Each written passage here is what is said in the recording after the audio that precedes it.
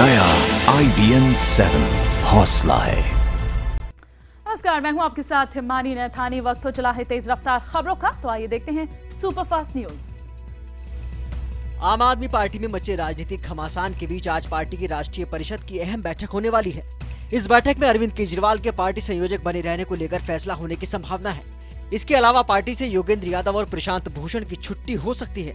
आम आदमी पार्टी का दावा है कि इन दोनों ने 17 मार्च को ही इस्तीफा दे दिया था, तो संभव है कि परिषद में इस पर मोहर लग सकती है। हालांकि योगेंद्र और प्रशांत का कहना है कि उन्होंने इस्तीफा नहीं दिया। इसके अलावा प्रोफेसर आनंद कुमार पर भी अब गाज गिर सकती है। एएपी की राष्ट्रीय परिषद में दिल्ली के मुख्यमंत्री अरविंद केजरीवाल, योगेंद्र यादव और प्रशांत भूषण समेत 21 सदस्य हैं। एएपी के लोकपाल एडमिरल रामदास को बैठक में शामिल होने से मना किया गया है। IBN 7 सूत्रों के मुताबिक आम आदमी पार्टी राष्ट्रीय परिषद की बैठक की पूरी वीडियोग्राफी कराएगी। खुद पार्टी संयोजक अरविंद केजरीवाल बैठक की अध्यक्षता करेंगे। इससे पहले राष्ट्रीय कार्यकारिणी की बैठक में वो मौजूद नहीं थे, लेकिन आज की बैठक में वो पूरा दिन मौजूद रहेंगे और कमांड करेंगे। इसके अलावा वो अध्यक्षीय भाषण भी देंगे, जिसमें वो पहली बार नेशनल काउंसिल मेंबर को औपचारिक रूप से संबोधित करते हुए योगेंद्र प्रशांत की पार्टी विरोधी गतिविधियों की जानकारी देंगे। भाषण के दौरान केजरीवाल दिल्ली चुनाव के पहले और उसके दौरान कथित पार्टी विरोधियों की जानकारी देंगे। पिछली बार की तरह इस बार अध्यक्षीय भाषण के लिए मीडिया को इजाजत नहीं है। सूत्रों के मुताबिक बैठक में योगेंद्र प्रशांत को राष्ट्रीय कार्यकारिणी और पार्टी से बाहर करने का प्रस्ताव लाया जाएगा। बैठक का मुख्य एजेंडा केजरीवाल बनाम योगेंद्र प्रशांत होगा, लेकिन इसमें भूमि अधिग्रहण कानून, किसान आंदोलन और पार्टी विस्तार पर भी चर्चा होगी। सर्वसम्मत से फैसला न होने पर वोटिंग करवाई जाएगी। इसमें पार्टी के सभी विधायकों और सांसदों को आने का विशेष न्योता है। ये इस राष्ट्रीय परिषद की आखिरी बैठक होगी, क्योंकि संविधान के मुताबिक 3 साल बाद परिषद को बदलने का प्रावधान है। आम आदमी पार्टी में स्टिंग वॉर के तहत एक और ऑडियो सामने आया। इस बार दिल्ली के मुख्यमंत्री अरविंद केजरीवाल का एक कथित स्टिंग सामने आया, जिसमें वो अभद्र भाषा का इस्तेमाल करते हुए सुनाई दे रहे हैं। ये लोग दिल के काले और ये लोग एक नंबर के हो गए। तो आपको शुभकामनाएं उमेश। सर ऐसा मत समझिए। सुनिए, मेरे को इसके ऊपर और कोई चर्चा नहीं करनी है, इसलिए मैंने अलग कर रखा है। अब ये देख लेते हैं क्या करने हैं, नहीं तो मैं अपने 67 MLA लेके अलग हो जाऊंगा। आप लोग चलाइए आम आदमी पार्टी, मेरे को कोई लेना देना नहीं आम आदमी पार्टी। आम आदमी पार्टी में आपसी कलह के बीच वरिष्ठ नेता संजय सिंह ने कहा कि अब योगेंद्र यादव और प्रशांत भूषण से समझौते की कोई उम्मीद नहीं बची है। IBN 7 से खास बातचीत में उन्होंने कहा कि योगेंद्र यादव और प्रशांत से जो समझौता होने जा रहा था वो टूट गया है। संजय सिंह ने कहा कि प्रशांत भूषण कई बार पार्टी खत्म करना चाहते थे। उन्होंने चुनाव के दौरान कई लोगों से कहा कि ये पार्टी हार जाए तो अच्छा है। योगेंद्र यादव और प्रशांत भूषण ने केजरीवाल गुट पर फिर से झूठ फैलाने का आरोप लगाते हुए कहा कि उन्होंने कभी भी संयोजक पद से अरविंद का इस्तीफा नहीं मांगा।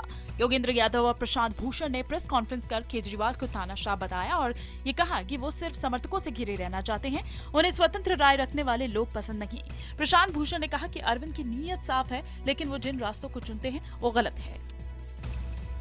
दिल्ली के सीएम और आम आदमी पार्टी के संयोजक अरविंद केजरीवाल पर स्टिंग आने के बाद आम आदमी पार्टी के नेता आशुतोष ने माफी मांगी है। उन्होंने कहा कि स्टिंग में इस्तेमाल की गई भाषा गलत है, इस तरह की भाषा का इस्तेमाल नहीं होना चाहिए और वो इस भाषा के लिए माफी मांगते हैं। सरकार ने शुक्रवार को राज्यसभा का सत्र खत्म कर ये साफ कर दिया कि भूमि अधिग्रहण अध्यादेश दोबारा लाया जाएगा। सरकार भूमि अधिग्रहण विधेयक के विवादित बिंदुओं पर सहमति के लिए बदलाव की बात कह चुकी है, लेकिन विपक्ष के तेवर तल्ख हैं। इस सिलसिले में केंद्रीय मंत्री नितिन गडकरी को लिखे एक खत में सोनिया गांधी ने भूमि अधिग्रहण विधेयक को किसानों का मजाक करार दिया। उधर एलजेपी सांसद चिराग पासवान ने इस बात पर खुशी जताई कि भूमि अध्यादेश पर उनकी पार्टी के बताए गए संशोधन स्वीकार किए गए हैं। कांग्रेस अध्यक्षा सोनिया गांधी आज अपने संसदीय क्षेत्र रायबरेली जाएंगी। यहां वो बेमौसम बरसात से तबाह हुए इलाकों का दौरा करेंगी और किसानों से मुलाकात कर फसल को हुए नुकसान का जायजा भी लेंगी। आपको बता दें कि इससे पहले भी सोनिया हरियाणा और राजस्थान में बेमौसम बरसात से प्रभावित इलाकों का दौरा कर चुकी हैं। राष्ट्रपति प्रणब मुखर्जी ने खुद पूर्व प्रधानमंत्री अटल बिहारी वाजपेयी के घर जाकर उन्हें भारत रत्न से सम्मानित किया। ऐसा पहली बार हुआ जब राष्ट्रपति ने खुद किसी के घर जाकर उन्हें भारत रत्न से सम्मानित किया हो। इस मौके पर प्रधानमंत्री नरेंद्र मोदी, लाल कृष्ण आडवाणी और मुरली मनोहर जोशी समेत कई केंद्रीय मंत्री और बड़े नेता मौजूद थे। आपको बता दें कि पिछले कुछ सालों से खराब सेहत की वजह से वाजपेयी कहीं आते जाते नहीं है। श्रीहरिकोटा सतीश धवन केंद्र से IRNSS 1D सैटेलाइट आज एक बार फिर लॉन्च करने की तैयारी है। इसे लेकर इसरो ने सारे इंतजाम पूरे कर लिए हैं। आपको बता दें, इसी महीने की शुरुआत में कुछ खामियों के चलते सैटेलाइट लॉन्च को टाल दिया गया था। IRNSS 1D देश का चौथा लॉन्च होने वाला नेविगेशन सैटेलाइट है। बीजेपी के घर वापसी कार्यक्रम के खिलाफ मुस्लिम बुद्धिजीवियों के बड़े संगठन जमीयत उलेमाए हिंद की ओर से आज से अभियान चलाया जाएगा। जमीयत उलेमाए हिंद लखनऊ से अभियान की शुरुआत करेगा, जो कि अगले महीने दिल्ली के रामलीला मैदान में खत्म होगी। आखिरी दिन रामलीला मैदान में राष्ट्रीय सम्मेलन होगा, जिसमें दूसरे धर्म के बड़े नेताओं के भी आने की संभावना है। लखनऊ में अपने घर पर संदिग्ध हालत में मृत पाए गए मध्य प्रदेश के राज्यपाल राम नरेश यादव के बेटे शैलेश यादव की लिखी एक कथित चिट्ठी सामने आई है। ये चिट्ठी शैलेश ने मामले की जांच कर रही एजेंसी एसटीएफ को 23 मार्च को लिखी थी। 25 मार्च को शैलेश की मौत हुई थी।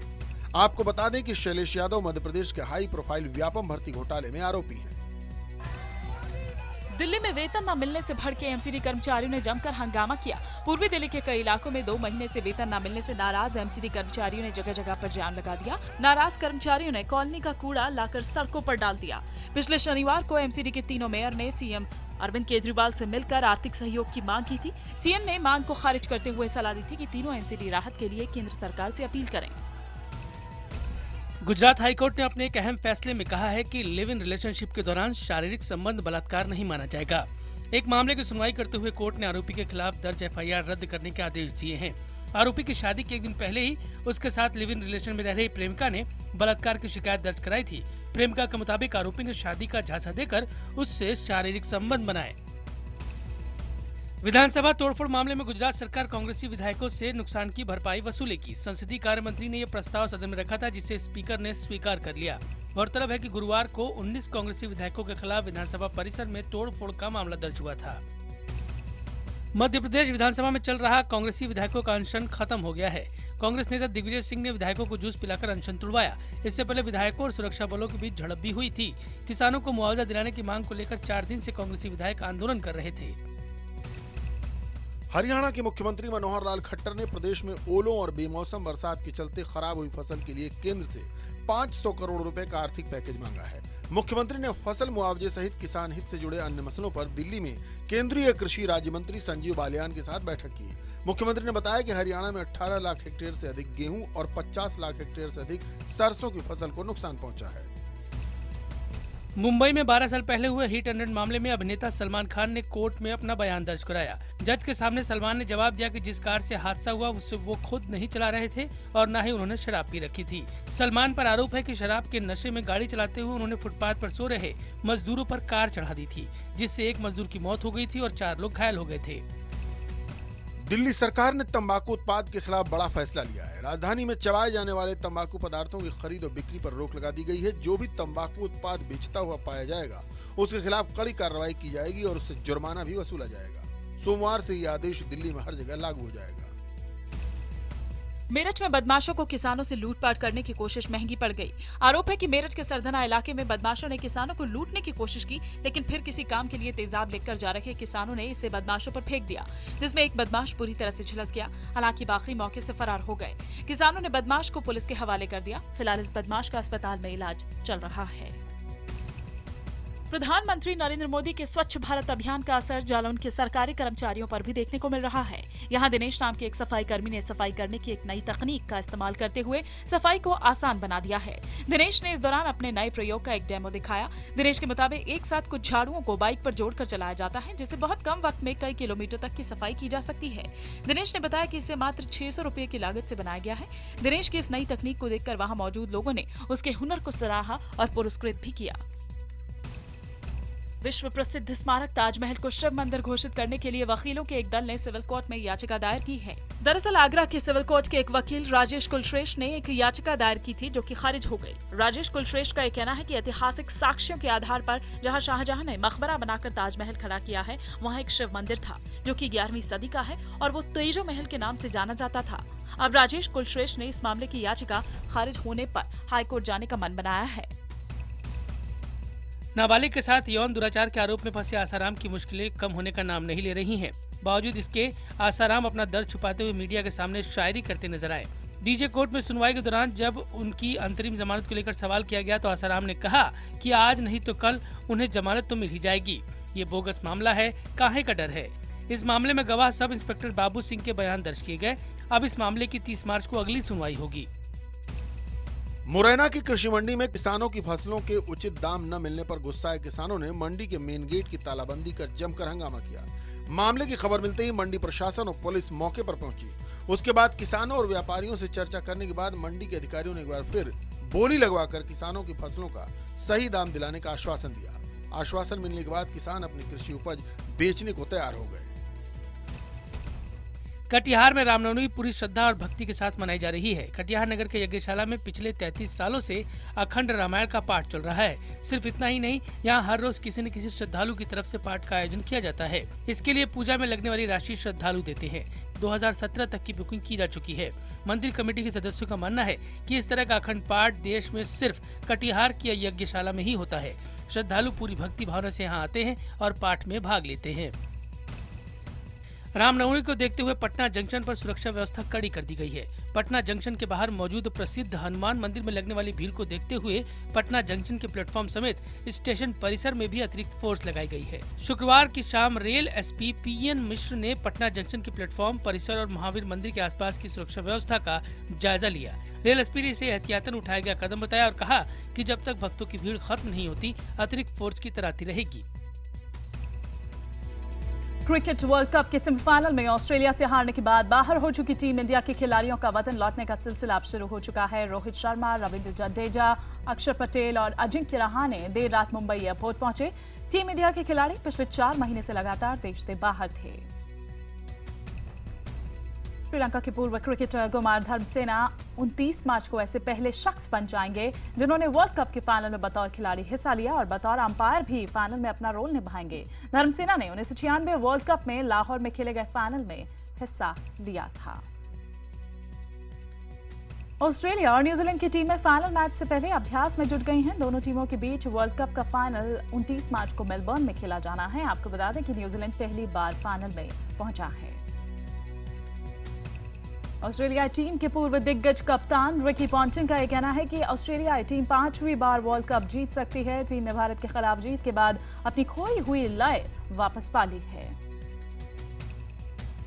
आईपीएल सीजन 8 में दिल्ली डेयरडेविल्स टीम की कमान जेपी जेमिनी के हाथ में सौंपी गई। दिल्ली की टीम में युवराज सिंह भी हैं जो आईपीएल के सबसे महंगे खिलाड़ी हैं, लेकिन मैनेजमेंट ने जेमिनी पर ज्यादा भरोसा दिखाया। शाहिद कपूर ने मीडिया को बताया है कि वो दिसंबर में शादी कर रहे हैं। एक अवार्ड फंक्शन में शाहिद ने कहा कि उनकी सगाई नहीं हुई है, लेकिन जल्द ही वो सगाई भी कर लेंगे।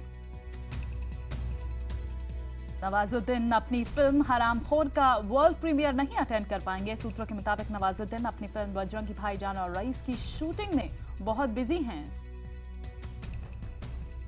खबर है कि नच बलिए सीजन 7 के लिए प्रोड्यूसर एकता कपूर ने विद्या बालन को अप्रोच किया है। खबर है कि इस शो को जज करने के लिए ऐश्वर्या राय बच्चन को भी ऑफर दिया गया था, लेकिन उन्होंने इनकार कर दिया। अपने जन्मदिन पर कंगना ने अपनी ऑफिशियल वेबसाइट पर अपना ब्लॉग पेज शुरू कर दिया है। कंगना को सबसे पहले अमिताभ बच्चन ने ब्लॉग शुरू करने की सलाह दी थी। शेखर सुमन के खिलाफ नरवाना सदर पुलिस थाने में धार्मिक भावना को भड़काने के आरोप में शिकायत दर्ज कराई गई है। शिकायतकर्ता ने आरोप लगाया है कि एक कार्यक्रम में शेखर सुमन ने डेरा सच्चा सौदा के संत गुरमीत राम रहीम सिंह और इंसान शब्द की गलत व्याख्या की है।